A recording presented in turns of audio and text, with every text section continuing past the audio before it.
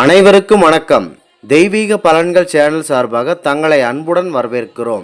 இன்றைய காணொளியில் நாம் காண விரும்புவது பரம்பொருள் மகாவிஷ்ணு அவர்களின் கல்கி ஜெயந்தி சிறப்புகளை பற்றி இந்த காணொளியில் விரிவாக பார்க்கலாம். வாருங்கள் காணொளிக்கு செல்லலாம். மறக்காமல் ஒரு சப்ஸ்கிரைப் செய்யவும். பொதுவாக இந்த கல்கி என்பதன் பொருள் ஒட்டுமொத்த பிரபஞ்சத்தில் உள்ள அனைத்து அழுக்குகளையும் விரைவில் அகற்றப் போகும் ஒருவரை குறிக்கின்ற வார்த்தையாகும். இதற்குத்தான் கல்கி என்று பெயர். பொதுவாக 4 வகை யுகங்கள் உள்ளது. சத்தியயுகம், திரேதயுகம், துவாபர யுகம், கலியுகம் ஆகும். ஆகிய யுகங்கள் உள்ளன. பரம்பொருள் மகாவிஷ்ணு அவர்களை நாம் அவதாரங்கள் கொண்டவர் என்று கூறுகிறோம். உண்மையில் சொல்லப்போனால் பரம்பொருள் விஷ்ணு அவர்கள் 9வது அவதாரங்கள் மட்டுமே இதுவரைக்கும் எடுத்துள்ளார்.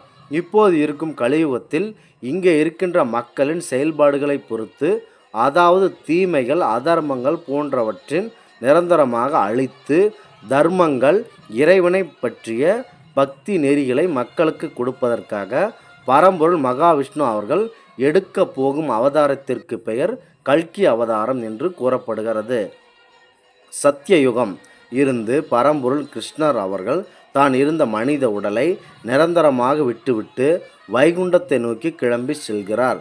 அப்படி அவர் வைகுண்டம் சென்ற நொடியில் இருந்து கலியுகம் தோன்றி பெரும் பிரச்சனைகள் ஏற்பட தோன்றியுள்ளது என புராணங்கள் காலங்காலமாக கூறி வருகிறது.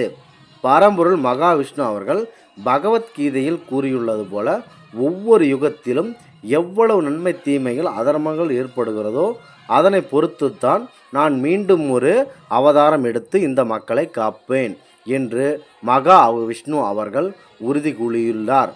இந்த ஆன்மீக தகவலை உங்களுக்கு பகிர்ந்தமைக்கு தெய்வீக பலன்கள் சேனல் சார்பாக நாங்கள் மிகுந்த பெருமை கொள்கிறோம்.